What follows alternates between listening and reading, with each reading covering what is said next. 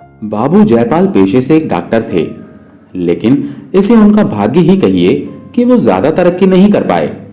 उनका घर एक संकरी सी गली में था, परंतु उनके दिल में खुली जगह में घर लेने का कभी विचार तक नहीं उठा। उनका औषधालय घर में ही था। औषधालय की अलमारियां, शीशियां और डॉक्टरी यंत्र आदि भी साफ सुथरे नहीं थे। कंजूसी के सिद्धांतों का वे अपनी घरेलू बातों में भी बहुत ही ध्यान रखते थे। उनका लड़का जवान हो गया था, पर अभी उसकी शिक्षा का प्रश्न नहीं आया था। सोचते थे कि इतने दिनों तक किताबों में सर मार करके मैंने कौन सी बड़ी संपत्ति पाली जो इसको पढ़ाने लिखाने में हजारों रुपयों को बर्बाद करूं। उनकी पत्नी का नाम प्रीति था।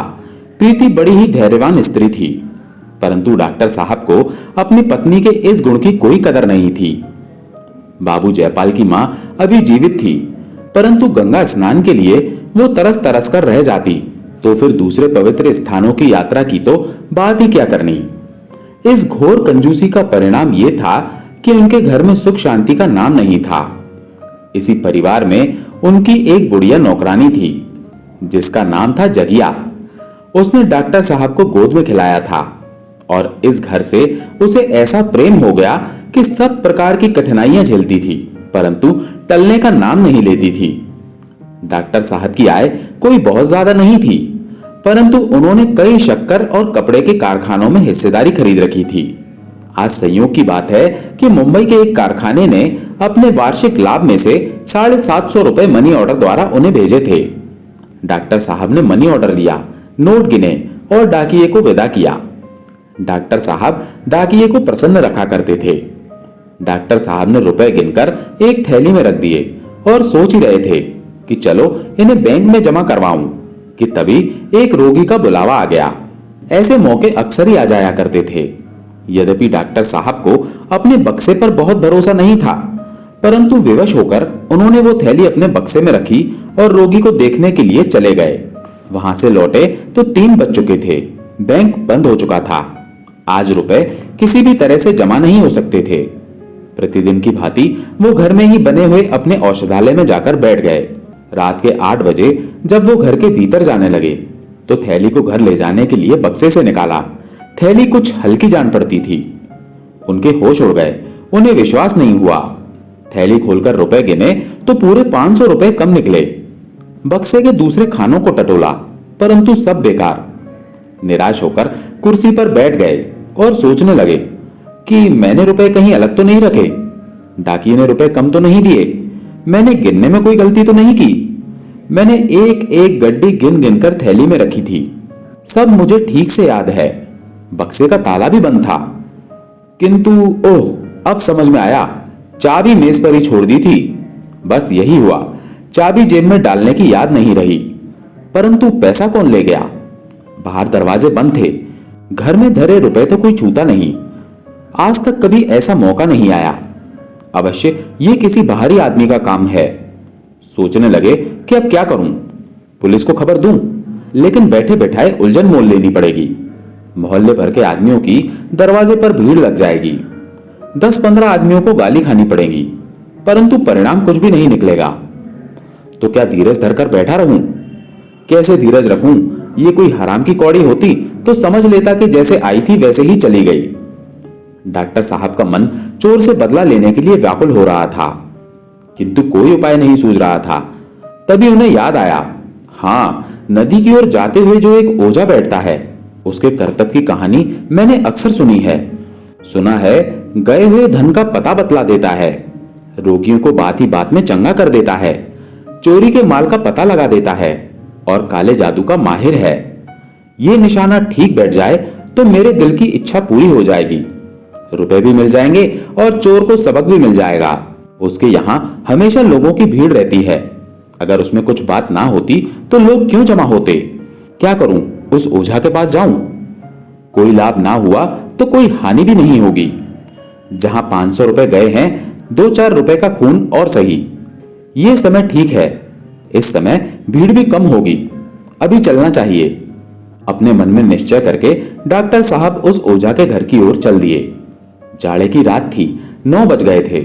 रास्ता लगभग बंद ही हो गया था। कभी कभी घरों से रामायण की ध्वनि कानों में आ जाती थी। कुछ देर के बाद बिल्कुल सन्नाटा हो गया। रास्ते के दोनों ओर हरे भरे खेत थे। सियारों का हुआना सुनाई पड़ने लगा। जान पड़ता था कि सियारों का दल कहीं आसपास ही है। इस समय सन्नाटे में सियारों का चिल्लाना डॉक्टर साहब को डरा रहा था। वो तेज कदमों के साथ बढ़े चले जा रहे थे। अचानक उनके मन में विचार आया कि कहीं मेरे घर में से तो किसी ने रुपए नहीं उठा लिए। वे तत्काल ठिठक गए, पर एक ही क्षण में उन्होंने इसका निर्णय भी कर लिया। क्या हर्ज है, घर वालों को तो इसका और भी कड़ा दंड मिलना चाहिए। चोर के साथ कोई सहानुभूति नहीं। यदि घर वालों ने मुझे धोखा दिया है तो उन्हें भी कड़ा दंड मिलना चाहिए। इतना कड़ा और इतना शिक्षाप्रद कि फिर कभी किसी का ऐसा करने का साहस ना हो। अंत में वो ओझा के घर जा पहुंचे। वहां पर लोगों की भीड़ नहीं थी। ये देखकर डॉक्टर साहब को बड़ा ही संतोष हुआ। ओझा का नाम बुद्धू था। लोग उसे चौधरी कहते थे। छोटा सा घर था और वो भी गंदा। छप्पर इतनी नीचे थी कि झुकने पर भी सिर में टक्कर लगने का डर था। दरवाजे पर एक नीम का पेड़ था। कई लोहे के नोकदार त्रिशूल भी गड़े हुए थे। 10 बज चुके थे। बुद्धू चौधरी, जो कि एक रौबदार आदमी था, वहीं पर बैठा हुआ नारियल पी रहा था। बोतल और गिलास भी उसके सामने रखे हुए थे। बुद्धू ने डॉक्टर साहब को देखकर तुरंत बोतल छिपा ली। घर से एक बुढ़िया निकल कर आई और डॉक्टर साहब को बिठाया गया। डॉक्टर साहब ने कुछ झेपते हुए सारी घटना कह सुनाई। बुद्धू ने कहा, हुजूर, ये कौन सा बड़ा काम है। अभी इसी इतवार को दरोगा जी की घड़ी चोरी हो गई थी। बहुत तहकीकात की, परंतु कुछ पता नहीं चला। मुझे बुलाया, मैंने बात ही बात में पता लगा दिया। 5 रुपए का इनाम भी मिला। कल की ही बात है, जमींदार साहब की घोड़ी खो गई थी। चारों तरफ दौड़ते फिरते थे। मैंने ऐसा पता बताया कि घोड़ी चरती हुई मिल गई। इस विद्या की बदौलत ही मेरा सम्मान होता है। डॉक्टर को दरोगा और जमींदार की चर्चा अच्छी नहीं लगी। वे बोले, मैं केवल चोरी का पता लगाना नहीं चाहता, मैं चोर को सजा भी देना चाहता हूं। बुद्धू ने एक क्षण के लिए आंखें बंद की, जमाई ली, चुटकियां बजाईं और फिर कहा, यह घर के ही किसी आदमी का काम है। डॉक्टर साहब बोले, कुछ परवाह नहीं, चाहे कोई भी हो। बुद्धू बोला, पीछे से कोई बात बने या बिगड़े तो हुजूर हम ही को बुरा कहेंगे। इसकी तुम चिंता ना करो, मैंने खूब सोच विचार कर लिया है। बाकी अगर घर के ही किसी आदमी का काम है तो मैं उसके साथ और भी सख्ती करना चाहता हूं। बाहर का आदमी मेरे साथ धोखा करे तो मैं क्षमा कर दूंगा, परंतु घर के आदमी को मैं किसी प्रकार से क्षमा नहीं कर सकता। तो हुजूर क्या चाहते हैं? बस यही कि मेरे रुपए मिल जाएं और चोर किसी बड़े कष्ट में पड़ जाए। काले जादू का मारक मंत्र चला देना।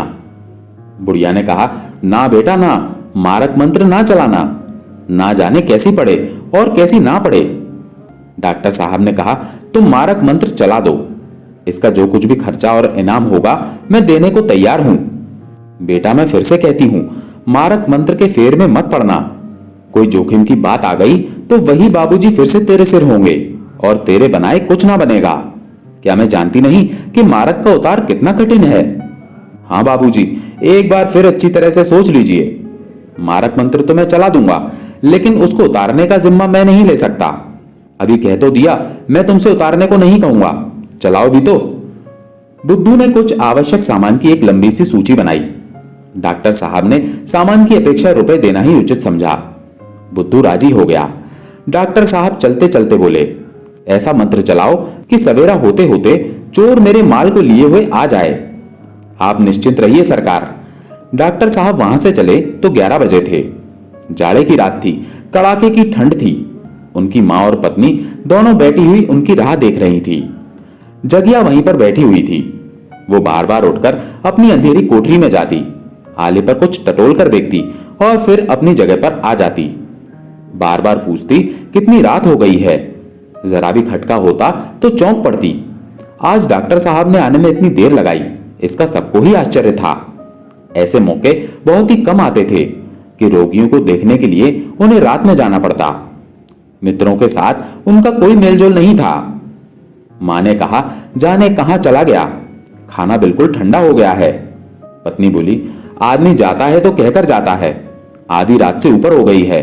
मां बोली, कोई ऐसी अटक हो गई होगी, नहीं तो वो कब घर से बाहर निकलता है। मैं तो अब सोने जाती हूं, उनका जब भी जी चाहे वो आए, कोई सारी रात बैठा पहरा तो नहीं देगा। यही बातें हो रही थी कि डॉक्टर साहब घर आ पहुंचे। प्रीति संभल कर बैठ गई। जगिया उठकर खड़ी हो गई और उनकी ओर सहमी आंखों से ताकने लगी। मां ने पूछा, आज इतनी देर क्यों लगा दी?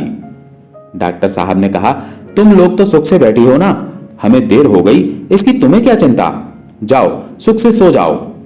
इन ऊपरी दिखावटी बातों से मैं धोखे में नहीं आऊंगा। तुम लोगों को मौका मिले तो गला काट दो। मां ने दुखी होकर कहा, बेटा ऐसी जी दुखाने वाली बातें क्यों करते हो? घर में तुम्हारा कौन दुश्मन है जो तुम्हारा बुरा चाहेगा? मैं किसी को अपना मित्र नहीं समझता।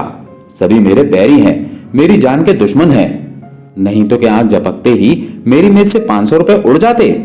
दरवाजे बाहर से बंद थे, कोई गैर आया नहीं, तो रुपए कहां पर गए? जो लोग इस तरह से मेरा गला काटने पर उतारू हो, क्या मैं उन्हें अपना समझूं? मैंने खूब पता कर लिया है। अभी एक ओझे के पास से चला आ रहा हूं। उसने साफ कह दिया कि घर के ही किसी आदमी का काम है। अच्छी बात है, जैसी करनी वैसी भरनी। मैं भी बता दूं कि मैं अपने बैरियों का शुभचिंतक नहीं हूं। यदि बाहर का आदमी होता तो शायद मैं उसे जाने देता, परंतु जब घर के ही आदमी, जिनके लिए मैं दिन रात चक्की पीसता हूं, मेरे साथ ऐसा धोखा करें तो वो इसी योग्य हैं कि उनके साथ बिल्कुल भी रियायत न की जाए।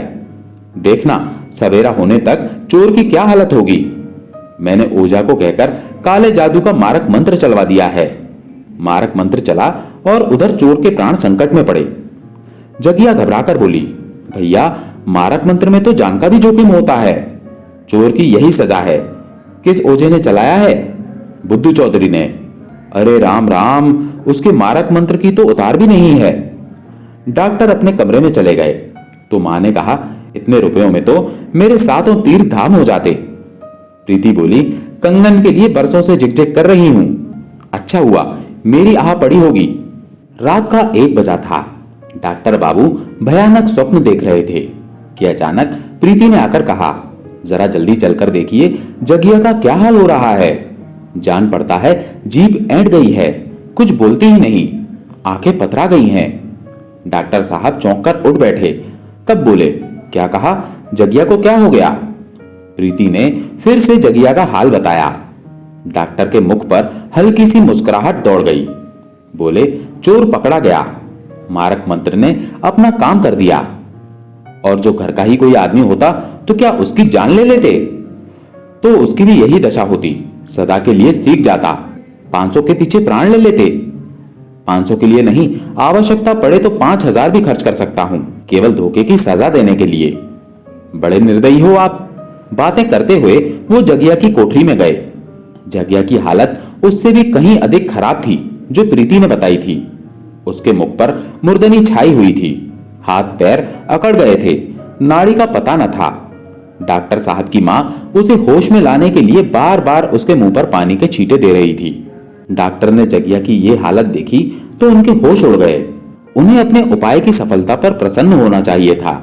जगिया ने रुपए चुराए तो इसके लिए अभी तक प्रमाण की आवश्यकता न थी, परंतु मारक मंत्र इतनी जल्दी प्रभाव कर देगा और इतनी घातक वस्तु है, इसका डॉक्टर साहब को अनुमान न था। वे चोर को एड़ियां रगड़ते, पीड़ा से कराहते और तड़पते हुए देखना चाहते थे, परंतु ये दुखमय दृश्य देखकर प्रसन्न होने के बदले उनके हृदय पर चोट सी लग गई। उनके मन में दया का भाव उठने लगा। इसके अतिरिक्त उन्हें अनुमान नहीं था कि जगिया जैसी दुर्बल आत्मा उनके गुस्से का शिकार हो जाएगी। वे समझते थे कि मेरे बदले का वार किसी सजीव मनुष्य पर होगा। यहां तक कि वे अपनी स्त्री और लड़के को भी इस वार के योग्य समझते थे। पर मरे को क्या मारना, कुचले को क्या कुचलना। उन्हें जगिया का यह काम क्षमा योग्य लगने लगा। जिसे रोटियों के लाले हों, कपड़ों को तरसती हो और जिसकी इच्छाएं कभी पूरी ना हुई हो, उसकी नीयत बिगड़ भी जाए तो कौन सी हैरानी की बात है। वे उसी समय औषधालय में गए। होश में लाने की जो भी अच्छी अच्छी दवाइयां थीं, उनको मिलाकर एक नई औषधि बना ली। जगिया के गले में उतार दी, परंतु कुछ लाभ ना हुआ। जगिया को होश में लाने के यत्न किए जाने लगे। थोड़ी ही देर बाद जगिया की आंख खुली। उसने सहमी हुई दृष्टि से डॉक्टर साहब को देखा और उखड़े हुए स्वर में बोली, हे राम, कलेजा फूका जाता है। अपने रुपए ले ले, आले पर एक हांडी है, उसी में रखे हुए हैं। मुझे अंगारों से मत जला। मैंने तो रुपए तीर्थ करने के लिए चुराए थे। क्या तुझे तरस नहीं आता? मुट्ठी भर रुपयों के लिए मुझे आग में जला रहा है। मैं तुझे ऐसा ना समझती थी। हाय राम। ये कहते हुए बुढ़िया फिर से बेहोश हो गई। नाड़ी बंद हो गई, होंठ नीले पड़ गए, शरीर के अंगों में खिंचाव होने लगा। डॉक्टर साहब ने दीन भाव से प्रीति की ओर देखा और बोले, मैं तो अपने सारे उपाय कर चुका हूं। अब इसे होश में लाना मेरे बस के बाहर की बात है। मुझे नहीं पता था कि ये अभागा मारक मंत्र इतना घातक हो जाएगा। कहीं इसकी जान पर बन गई तो जीवन भर पछताना पड़ेगा। आत्मा की ठोकरों से कभी छुटकारा ना मिलेगा। क्या करूं, बुद्धि कुछ काम नहीं करती। प्रीति बोली, किसी सिविल सर्जन को बुलाओ, हो सकता है वो कोई अच्छी दवा दे दे। डॉक्टर साहब बोले, सिविल सर्जन इससे अधिक और कुछ नहीं कर सकता जो मैं कर चुका हूं। हर घड़ी इसकी दशा गिरती जाती है। ना जाने हत्यारे ने कौन सा मंत्र चला दिया। उसकी मां मुझे बहुत समझाती रही, परंतु मैंने क्रोध में उसकी बातों की जरा भी परवाह नहीं की। डॉक्टर साहब की मां बोली, बेटा तुम उसी को बुलाओ जिसने ये मंत्र चलाया है, वही कुछ कर सकता है। कहीं ये मर गई तो हत्या सिर पर पड़ेगी, पूरे परिवार का नाश हो जाएगा। 2 बज रहे थे, ठंडी हवा हड्डियों में चुभ रही थी। डॉक्टर लंबे लंबे कदम उठाकर बुद्धू चौधरी के घर की तरफ चले जा रहे थे। इधर उधर बेकार में ही देखते थे कि कहीं कोई रिक्शा या तांगा मिल जाए। उन्हें ऐसा लग रहा था कि बुद्धू का घर बहुत दूर हो गया है। कई बार धोखा हुआ कि कहीं रास्ता तो नहीं भटक गया। जरूर रास्ता भटक गया हूं, किसी से पूछ लूं। पता नहीं इस समय वो दुष्ट मिलेगा भी या नहीं। शराब पीकर मस्त पड़ा होगा। कई बार इधर उधर घूम जाने का विचार हुआ, परंतु अंत प्रेरणा ने सीधी राह से हटने ना दिया। फिर उन्हें बुद्धू का घर दिखाई दिया। डॉक्टर जयपाल की जान में जान आई। बुद्धू के दरवाजे पर जाकर जोर से कुंडी खटखटाई। भीतर से कुत्ते की आवाज सुनाई दी, परंतु आदमी का कोई शब्द सुनाई ना दिया। फिर से किवाड़ जोर जोर से खटखटाया। कुत्ता और भी तेज भौंकने लगा। बुढ़िया की नींद टूटी। बोली, ये कौन है जो इतनी रात गए किवाड़ तोड़ डालेगा? मैं हूं जो कुछ देर पहले तुम्हारे पास आया था। बुढ़िया ने आवाज पहचान ली। समझ गई कि डॉक्टर साहब उनके घर पर आए हैं और अवश्य कोई विपत्ति पड़ गई है, नहीं तो इतनी रात गए क्यों आते। मैंने खूब समझाया था पर तब ना माने। उठकर उसने लालटेन जलाई और बाहर निकल कर आई। डॉक्टर साहब ने पूछा, बुद्धू चौधरी सो रहे हैं, जरा उन्हें जगा दो। बुढ़िया बोली, ना बाबूजी, इस वक्त मैं ना जगाऊंगी, मुझे कच्चा ही खा जाएगा। रात को तो लाट साहब भी आवे तो नहीं उठता। डॉक्टर साहब ने थोड़े ही शब्दों में पूरी घटना कह सुनाई और बड़ी ही विनम्रता से कहा कि बुद्धू को जगा दें। इतने में बुद्धू अपने आप ही बाहर निकल आया और आंखें मलता हुआ बोला, कहिए बाबूजी, क्या हुक्म है? बुढ़िया ने चिढ़कर कहा, तेरी नींद आज कैसे खुल गई? मैं जगाने गई होती तो मारने को पड़ता। डॉक्टर बोले, मैंने सारा माजरा बुढ़िया से कह दिया है, इसी से पूछो। बुढ़िया बोली, कुछ नहीं, तूने काले जादू का मारक मंत्र चलाया था। रुपए इन्हीं के घर की मेहरी ने ही लिए हैं। डॉक्टर बोले, बेचारी मर जाएगी, कुछ ऐसा उपाय करो कि उसके प्राण बच जाएं। ये सुनकर बुद्धू बोला, ये तो आपने खूब सुनाई, मारक मंत्र को फेरना आसान नहीं। बुढ़िया भी बोली, बेटा जान का जोखिम है, क्या तू जानता नहीं, कहीं फेरने वाले पर ही उल्टा पड़े तो जान बचानी कठिन हो जाएगी। डॉक्टर बोले, अब उसकी जान तुम्हारे ही बचाए बचेगी, इतना तो धर्म करो। बुढ़िया बोली, दूसरे की जान की खातिर कौन अपनी जान आफत में डाले? तुम दिन रात यही काम करते हो, तुम्हें सब दांव पेच मालूम है, मार भी सकते हो और बचा भी सकते हो। मेरा तो इन बातों पर बिल्कुल भी विश्वास नहीं था, लेकिन तुम्हारा कमाल देखकर मैं दंग रह गया। तुम्हारे हाथों कितने ही आदमियों का भला हुआ होगा, उस गरीब बुढ़िया पर भी दया करो। बुद्धू कुछ पसीजा, परंतु उसकी मां मामलेदारी में उससे कहीं अधिक चतुर थी। डर गई कि कहीं बुद्धू नरम होकर मामला न बिगाड़ दे। उसने बुद्धू को बोलने का अवसर ही नहीं दिया। बोली, ये सब तो ठीक है, पर हमारे भी बाल बच्चे हैं, ना जाने कैसी आफत में हम पड़ जाएं। बुद्धू भी बोला, हाँ बाबूजी, काम बड़े जोखिम का है। डॉक्टर बोला, काम जोखिम का है तो मैं मुफ्त में नहीं करवाता। बुढ़िया बोली, आप देंगे तो 150 देंगे, और क्या, मारक मंत्र को फेरना, सांप के बिल में हाथ डालना है, आग में कूदना है। तो माता जी, मैं तुमसे बाहर तो हूं नहीं, जो कुछ तुम्हारी मर्जी हो वो कह दो, मुझे तो बस उस गरीब की जान बचानी है। यहां बातों में देर हो रही है, वहां मालूम नहीं उसका क्या हाल होता होगा। बुढ़िया बोली, देर तो आप कर रहे हैं, आप बात पक्की कीजिए तो ये आपके साथ चला जाएगा। डॉक्टर साहब को एक एक क्षण एक एक वर्ष जान पड़ता था। वो बुद्धू को इस समय अपने साथ ले जाना चाहते थे कि कहीं बुढ़िया का दम ना निकल जाए। उस समय उनकी आंखों में रुपए का कोई मूल्य नहीं था, केवल यही चिंता थी कि जगिया मौत के मुंह से निकल जाए। वे बोले, तुम ही बतला दो। बुढ़िया बोली, अच्छा तो 500 रुपए दे दीजिए, इससे काम बन जाएगा। बुद्धू ने मां की ओर आश्चर्य से देखा और डॉक्टर साहब निराश होकर बोले, इतना तो मेरे बूते से बाहर है, जान पड़ता है कि उसके भाग्य में मरना ही लिखा है। बुढ़िया बोली, तो फिर जाने दीजिए, जाओ बुद्धू, जाकर सो जाओ। डॉक्टर बोले, माता इतनी निर्दयी मत बनो, आदमी ही आदमी के काम आता है। तभी बुद्धू बोला, नहीं बाबूजी, मैं हर तरह से आपका काम करने को तैयार हूं, अगर कुछ कम भी देंगे तो मैं चलूंगा। बुढ़िया बोली, तू जाके सोता क्यों नहीं? इन्हें रुपए प्यारे हैं तो क्या तुझे अपनी जान प्यारी नहीं है? डॉक्टर साहब ने कुछ संकोच करते हुए 250 रुपए कहे। बुद्धू राजी हो गया, मामला तय हो गया। डॉक्टर साहब उसे अपने साथ लेकर घर की ओर चल दिए।